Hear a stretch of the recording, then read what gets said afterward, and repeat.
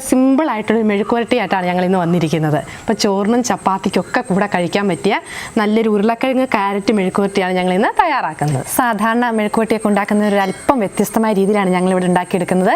അപ്പോൾ അതെന്തൊക്കെയാണെന്ന് നോക്കാം. കുറച്ച് സാധനങ്ങളൊക്കെ മതി. നമുക്ക് അതിനുവേണ്ടി ഒരു വലിയ കഷ്ണം ക്യാരറ്റ് എടുത്തിട്ടുണ്ട്.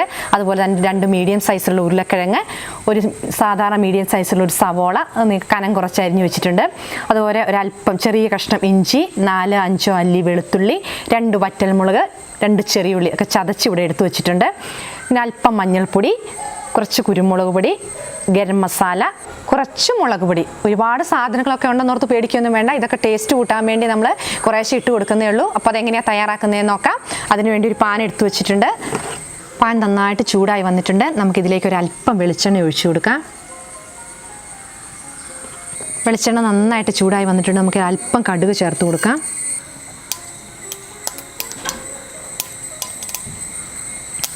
കടുക് നന്നായിട്ട് പൊട്ടി വന്നിട്ടുണ്ട്. ഇനി നമുക്ക് ചതച്ച് വെച്ച ഒരു ചെറിയ കഷ്ണം ഇഞ്ചി, 4 അല്ലി വെളുത്തുള്ളി, 2 വറ്റൽമുളക്, 2 ചെറിയുള്ളി, ഇത് ചതച്ച് വെച്ചതാണ്, നമുക്ക് ഇതിലേക്ക് ചേർത്ത് കൊടുക്കാം.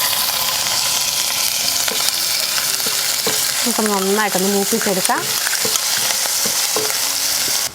ചെറിയുള്ളി, ഇഞ്ചിയും വെളുത്തുള്ളിയൊക്കെ നന്നായിട്ട് മൂത്ത് വന്നിട്ടുണ്ട്. ഇനി നമുക്കിതിലേക്ക് 3 പച്ചമുളക് ഇട്ട് കൊടുക്കാം.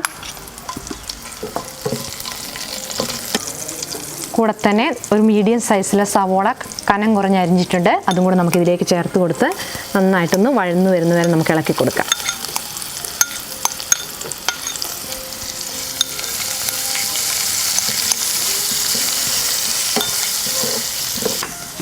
സവോള ഒന്ന് നന്നായിട്ട് വഴന്നു വരുന്നതിന് വേണ്ടി ഒരല്പം ഉപ്പ് ചേർത്ത് കൊടുക്കാം. ഓക്കെ, നമുക്ക് ക്യാരറ്റൊക്കെ ഇട്ട് കഴിഞ്ഞ സമയത്ത് നോക്കായിട്ട് ചേർത്ത് കൊടുക്കാം.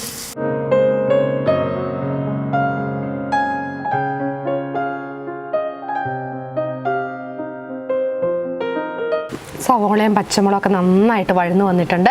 ഇനി നമുക്കിതിലേക്ക് പൊടികളൊക്കെ ചേർത്ത് കൊടുക്കാം.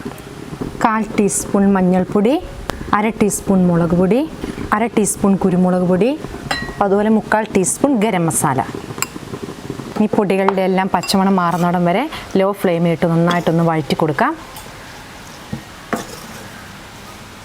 ഈ മെഴുക്കുവരട്ടിയുടെ ടേസ്റ്റ് കൂട്ടുന്ന ഗരം മസാലയാണ് ഈ കറിയുടെ ഏറ്റവും നല്ലൊരു ടേസ്റ്റ് ഇടുന്നത്. പൊടികളുടെ എല്ലാം പച്ചമണം മാറിയിട്ടുണ്ട്. ഇനി ഇതിലേക്ക് ക്യാരറ്റും ഉരുളക്കിഴങ്ങും കൂടി ചേർത്ത് കൊടുക്കാം.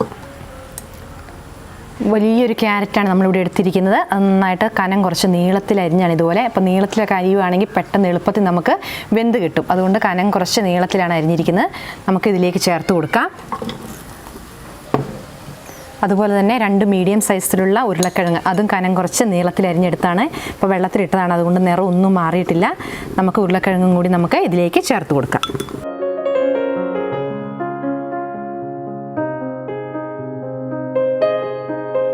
രണ്ട് തണ്ട് കറിവേപ്പിലയും കൂടെ ഇട്ട് കൊടുത്ത് നന്നായിട്ടൊന്ന് നമുക്ക് മിക്സ് ചെയ്യാം.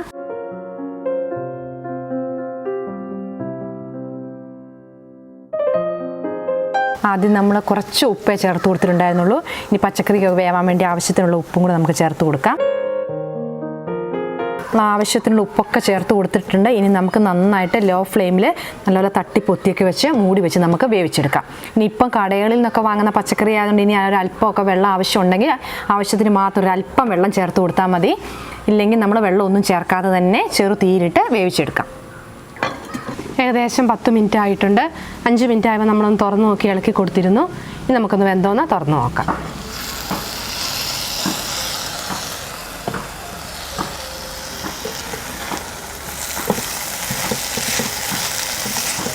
മെഴുക്കുവരട്ടി ഏകദേശം റെഡി ആയിട്ടുണ്ട് അല്ലേ? ആ വെള്ളം കണ്ടോ പറ്റി. ഇനി അടച്ചൊന്നും വെക്കണ്ട, നമുക്ക് തുറന്ന് തന്നെ നമുക്ക് ഡ്രൈ ആക്കി എടുത്താൽ മതി അല്ലേ? ഒരുപാട് വെള്ളമൊന്നും ഇല്ലല്ലോ. വെന്തിട്ടുണ്ട്. നമുക്ക് സ്റ്റൗ ഓഫ് ചെയ്ത് നമുക്ക് പാത്രത്തിലേക്ക് മാറ്റാം.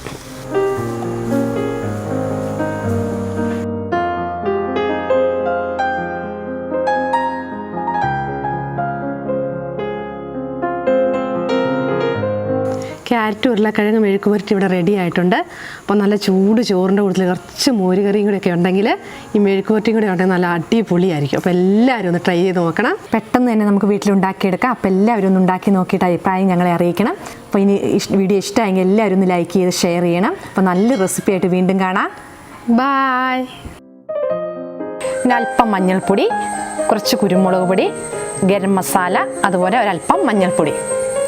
അല്ല, മഞ്ഞൾപ്പൊടിയല്ല, മുളക് പൊടി പറഞ്ഞതായിരുന്നീ.